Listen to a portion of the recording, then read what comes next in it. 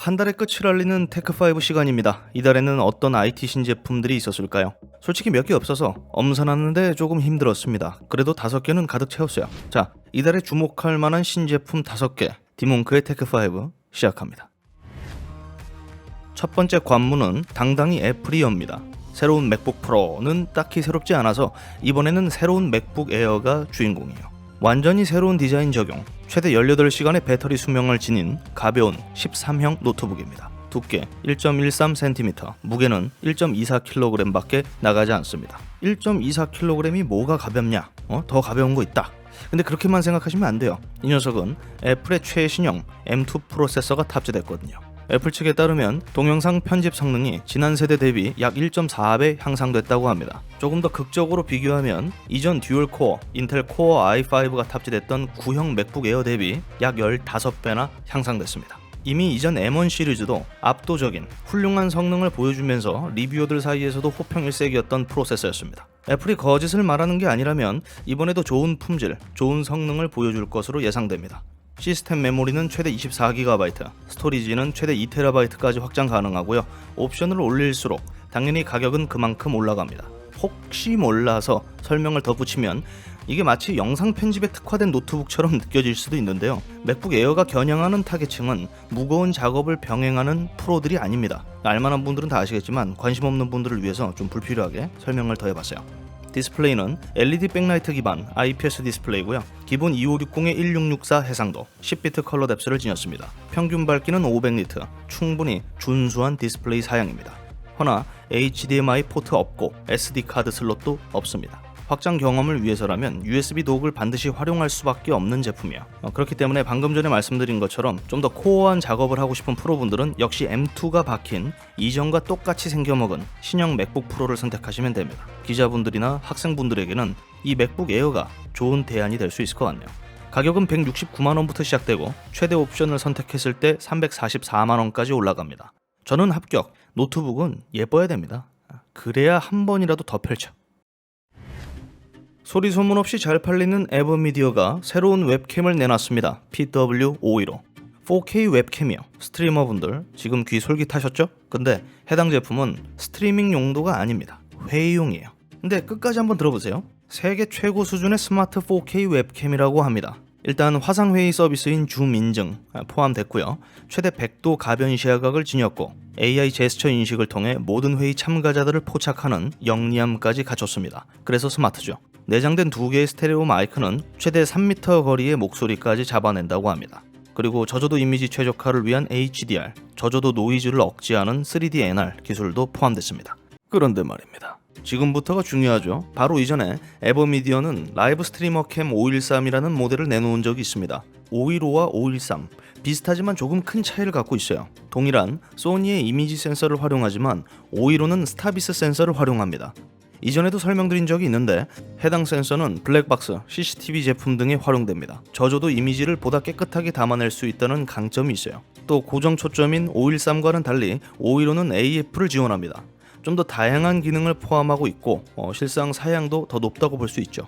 그래서 가격도 더 비쌉니다. 329,000원. 추가적으로 제가 대강대강 다 찾아봤어요. 마이크 품질은 확인하기 어려웠고요. 오토 화이트 밸런스는 이전 513 모델이 좀 많이 엉망으로 보였습니다. 이번 515가 훨씬 나은 수준의 스킨톤을 갖고 있었고 그에 따라 전체적인 이미지 품질도 더 나아 보였어요. 그래서 제가 내린 결론은 분명 회의용 웹캠이지만 스트리머들이 쓰기에도 적합한 제품이라는 겁니다. 아까 솔깃하신 분들 이 녀석 그냥 구입하시면 되겠습니다. 웹캠에 30만원을 지불하는 게 두려울 뿐입니다. 레이저의 블레이드 17이 돌아왔습니다. 17형 게이밍 노트북이에요. 이제 모르시는 분 없잖아요. 계실 것 같으니까 그럼 좀 친절하게 풀어내겠습니다.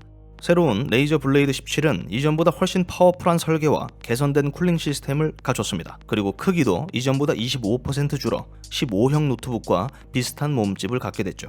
최대 12세대 인텔 코어 i9 프로세서, 엔비디아 RTX 3080 Ti가 탑재됩니다. 참고로 TGP 값이 165W입니다. 솔직히 이 정도는 넣어줘야 게이밍 랩탑이라고 볼 수 있는데 그만큼 아쉬운 점도 따라옵니다. 이 정도 전력을 요구한다면 어댑터 부피가 엄청 커질 수밖에 없죠. 그런데 레이저가 어댑터 설계도 바꿨습니다. 280W GAN 충전기를 사용해요. 기존 280W 어댑터보다 훨씬 작고 가벼운 무게를 지니게 됐습니다. 이게 다 간 덕분입니다. 시스템 메모리는 DDR5 32GB, 1TB의 NVMe SSD를 내장했습니다. 디스플레이는 소비자 입장에서 상당히 고르기 애매할 정도로 다양한 옵션을 제공합니다. FHD, QHD, 4K 전부 선택할 수 있고요. 4K는 144Hz 주사율의 IPS 디스플레이가 적용됐습니다. FHD는 개인적으로 취급하지 않기 때문에 넘어가고요. QHD는 240Hz. 배터리 수명과 보다 쾌적한 게이밍을 고려한다면 역시 QHD가 낫죠. 진짜 간만에 보는 괴물 중 하나입니다. 레이저 특유의 감성이 어우러지면서 이전보다 훨씬 특별한 랩탑이 된 것 같아요. 특별한 만큼 가격도 특별하겠죠. 최대 옵션 선택 시 약 552만원. 돈 많고 전기차 한 대씩 있는 게이머들이라면 딱히 고민할 필요 없이 구매할 만한 제품으로 보입니다. 세가가 최신형 콘솔을 선보입니다. 메가드라이브 미니2. 사실 이거 보여주려고 어그로 한번 끌어봤습니다. 90년대 삼성전자가 알라딘보이2라는 이름으로 판매했던 그 콘솔입니다. 당시 굉장히 큰 인기를 누렸던 역대 콘솔 중 하나인데요. 먼저 메가드라이브 미니는 이전 2019년에 출시된 적이 있었고요. 그게 굉장히 잘 팔렸다고 해요. 그 인기에 힘입어 후속 모델인 메가드라이브 미니2를 또다시 출시하게 된 겁니다. 안 팔렸으면 안 나왔겠죠. 오리지널 모델 대비 본체 크기는 약 55% 축소됐고 카트리지 슬롯과 리셋 버튼까지 충실히 재현됐습니다. 컨트롤러는 기본 하나만 제공되고요. 타이틀은 아웃런을 포함한 총 50여 개가 수록된다고 하네요. 아직까지 전부 공개된 것 같진 않더라고요. 여튼 덤으로 데코레이션 키트, 메가드라이브 타워 미니2도 동시 발매될 예정입니다. 장식 키트로 실제 CD를 넣고 구동할 수 있는 그런 시스템은 아니에요. 그냥 멋입니다. 멋. 세가의 멋을 다시 한번 느껴볼 수 있는 메가드라이브 미니2 10월 27일 일본 선행 발매 예정이고요. 가격은 1978엔, 하나로 약 104,000원입니다. 타워 미니2는 약 42,000원에 판매될 예정이고요. 제가 이것까지 갖게 되면 제 인생 콘솔 미니 버전은 모두 갖게 되는 겁니다. 혹시 모르니까 한마디만 할게요. 되팔렘들은 좀 나가주세요. 진짜 도움 안 돼. 이거 놓칠 수 없습니다. 삼성전자가 세계 최초의 240Hz 주사율을 지닌 미니 LED 게이밍 디스플레이를 출시합니다. 오디세이 네오 G8 32형 4K 모니터입니다. 에일리언웨어 뺨치는 오디세이 디자인, 피봇을 지원하는 매력적인 스탠드, 전면 하단에 점등되는 RGB LED는 게이머의 이목을 끌기 충분해 보입니다. 특히 완벽하게 꺾여있는 천알 곡률의 커브드 디스플레이는 이번에도 VA 디스플레이임을 완벽하게 증명하고 있습니다. IPS 대비 아쉬운 시야각을 커브드로 감추려는 영리한 의도죠. 먼저 프리싱크 프리미엄 프로를 지원하고 G싱크 호환됩니다. 응답 속도는 1ms, 미니 LED, 로컬 디밍 존은 1196개, 평균 밝기는 350니트, 최대 피크 밝기는 약 1000니트입니다. 삼성 측의 설명에 따르면 퀀텀 HDR 2000을 충족하면서 최대 2000니트의 밝기 값을 보여줄 수 있다고 해요. 솔직히 이 부분은 직접 확인해봐야 정확한 체크가 가능합니다. 왜냐면 제가 직접 사용했던 이전 오디세이 모델 경우 명시된 스펙, 설명과는 다르게 한참 아쉬운 품질의 밝기, 화면을 보여줬기 때문에 이거는 합리적 의심이 필요해요. 구매하시기 전에 전문 디스플레이 리뷰어들의 리뷰를 꼭 한 번씩 체크하시기 바랍니다. 이런 거 잘 안 알려줘요. 이렇게 말하면 삼성이 저한테 일 안 줘. 결론적으로 HDR 게이밍에 확실히 특화된 게이밍 모니터라 볼 수 있습니다. 게다가 HDMI 2.1까지 지원하기 때문에 콘솔 유저들에게도 꽤나 좋은 대안이 될 수 있죠. 가격은 147만원. 당장 미니 LED가 적용된 4K 게이밍 모니터가 몇 없다는 점에서 이는 다른 고급형 LCD 모니터들 대비 그리 비싼 가격처럼 느껴지진 않습니다. 돈을 조금이라도 아끼고 싶다면 165Hz 주사율을 지닌 G7이라는 대안도 있습니다. 5만원 더 저렴해요. 무슨 의미인가 싶다만. 바로 보너스 들어갑니다. 간단하게 끝낼게요.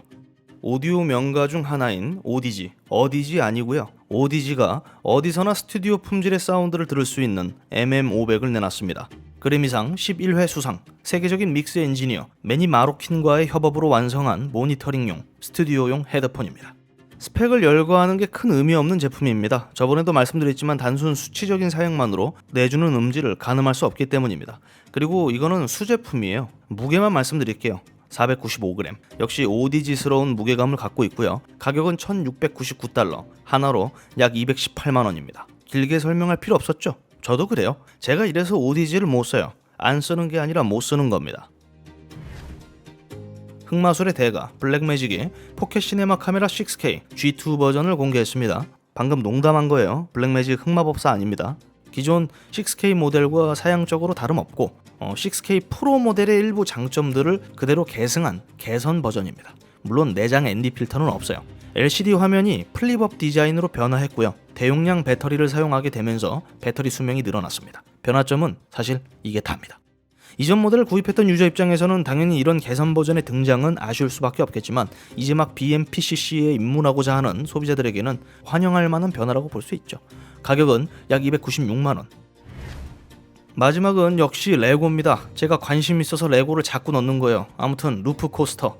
별도 모터 없이 중력의 힘으로만 작동하는 성인용 레고 롤러코스터입니다. 물론 원한다면 별매품인 파워업 키트를 구입해서 엘리베이터를 전동식으로 업그레이드할 수도 있어요. 꾸역꾸역 손으로 들어 올려줄 필요 없다는 거죠. 하지만 때로는 이런 매뉴얼이 큰 기쁨이 될 수 있습니다. 힘들게 올리고 빠르게 내려오는 플랫폼을 보면서 미소 짓는 저 아저씨를 보세요. 행복해 보이죠? 그게 여러분이 될 수도 있습니다. 제가 될 수도 있고요. 파츠 수는 3,756개, 만만하고요. 미니 피규어는 11개가 포함됐습니다. 풍선 장수, 핫도그 장수 모두 포함되어 있어요. 꽤나 알찬 구성이고 퀄리티도 나쁘지 않아 보입니다. 가격은 52만원. 그럴 수 있어요. 레고니까. 제가 준비한 신제품 소식은 여기까지입니다. 원래 로드캐스터 프로2, 레이저 키시 V2 등의 다른 제품까지 넣으려고 했는데요. 캐스터 프로2는 제가 이전에도 써본 적이 없어가지고 도저히 어떻게 할 말이 없더라고요. 그리고 키시 V2는 관련 영상이 없어서 제외시켰습니다. 아무튼 6월 마무리 잘 하시고요. 저는 다음 영상으로 찾아뵙겠습니다. 감사합니다. 저번에 트랜스포머 레고 있죠? 옵대장. 저 그거 샀어요. 그래서 코스터 저것도? 저건 좀 그런가?